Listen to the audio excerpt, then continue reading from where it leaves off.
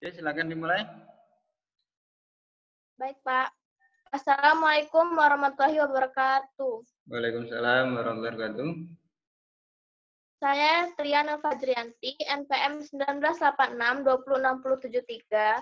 Di sini saya akan mempresentasikan mata kuliah pendidikan karakter di SD dengan materi konsep dasar karakter.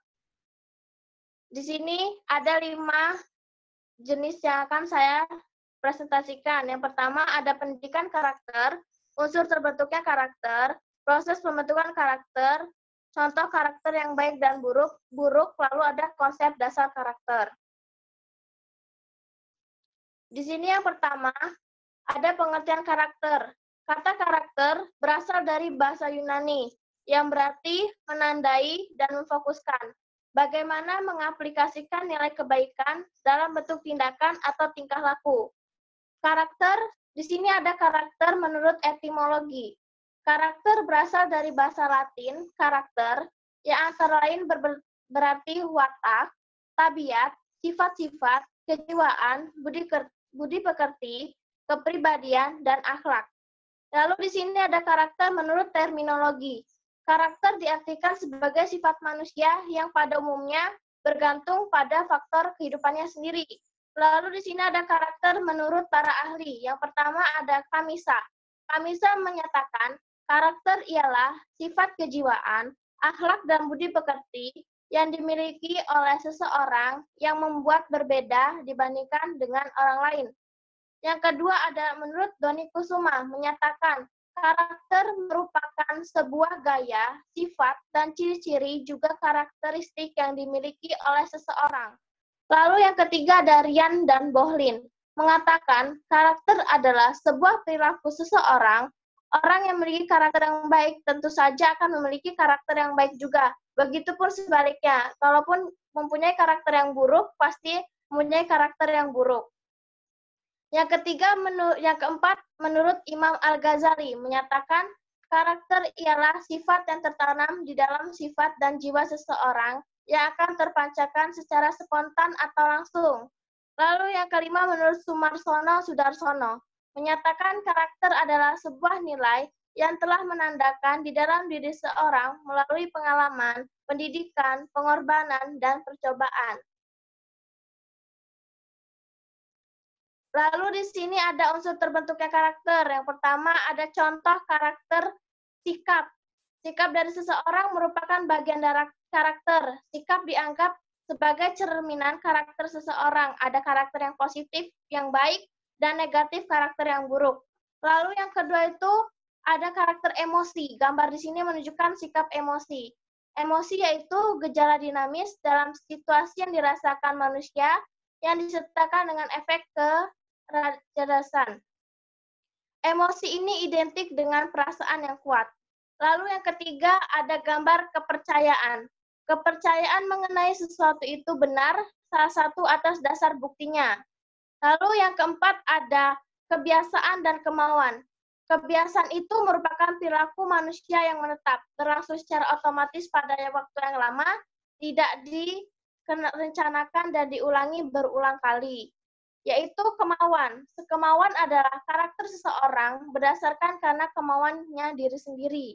Yang kelima itu ada konsepsi diri. Konsepsi diri adalah bagaimana seseorang harus membangun diri dengan apa yang diinginkan dan bagaimana seseorang itu menempatkan diri dalam kehidupannya.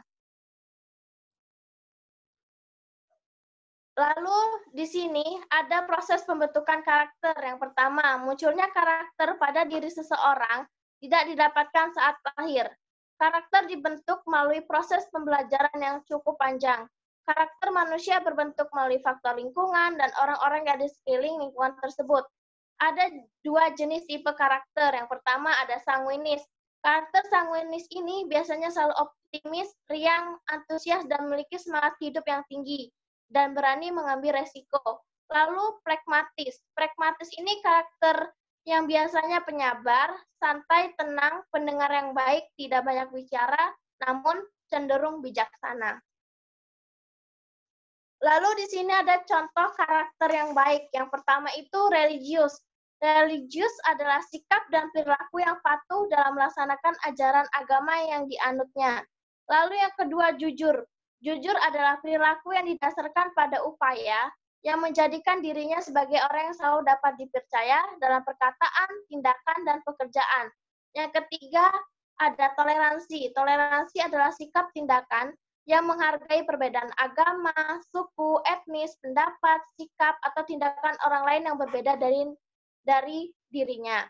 Yang keempat ada disiplin. Disiplin adalah tindakan yang menunjukkan perilaku tertib dan patuh pada berbagai ketentuan dan peraturan. Yang kelima ada kerja keras. Kerja keras adalah kegiatan yang dikerjakan secara sungguh-sungguh tanpa mengenal lelah atau berhenti sebelum target kerja yang tercapai. Lalu ada gambar yang terakhir ada kreatif atau ide. Berpikir dalam melakukan sesuatu untuk menghasilkan cara atau hasil baru dari sesuatu yang telah dimiliki. Lalu di sini ada contoh karakter yang buruk.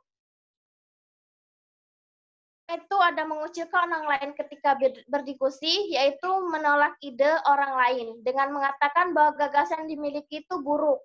Lalu yang kedua, terlalu banyak mengeluh. Kejadian ini bisa membuat dicap sebagai tukang mengeluh, dianggap egois.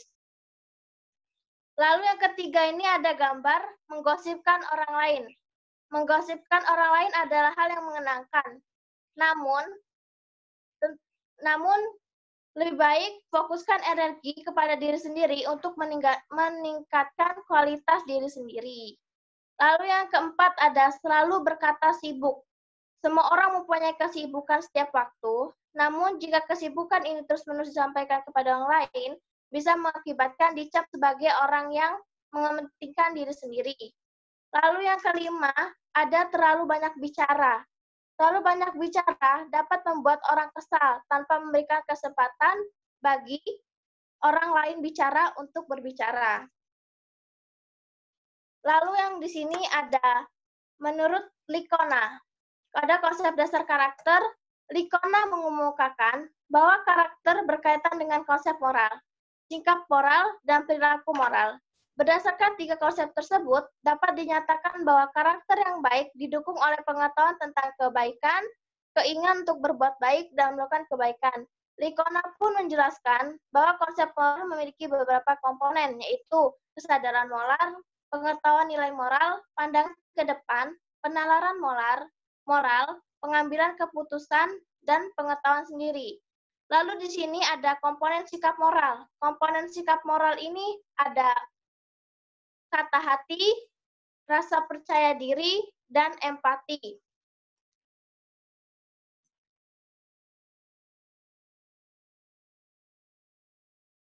Lalu yang kedua itu ada komponen perilaku moral. Yang pertama kemampuan atau skills. Ada kapasitas seseorang individu untuk melakukan beragam tugas dalam suatu pekerjaan dan tanggung jawab. Lalu yang kedua itu ada kemauan, adalah karakter seseorang berdasarkan karena kemauan sendiri. Yang ketiga itu kebiasaan atau habits, adalah sebuah tata perilaku yang dilakukan secara terus-menerus menjadi terbiasa atau tata perilaku.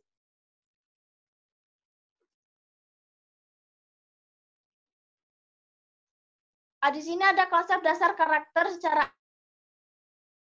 ada Jawa sangat banyak karakter, yaitu seperti katanya mewarah yang sering dilakukan orang tua kepadanya. Yang kedua, ada konsep karakter menurut agama. Di Indonesia terdapat berbagai suku dan adat. Untuk itu, banyak pula konsep dasar yang dijadikan panutan tersebut. Misalnya agama Islam pasti akan berdasarkan Al-Quran dan hadis. Penganut agama Kristen dan Katolik berlandaskan dengan Alkitab. Agama Hindu akan berlandaskan dengan Weda. Agama Buddha berlandaskan dengan kitab Tripitaka dan Konghucu berlandaskan dengan kitab Si Hu Wu Ching. Sekian yang dapat saya presentasikan. Kurang lebihnya saya mohon maaf. Saya akhiri. Wassalamualaikum warahmatullahi wabarakatuh.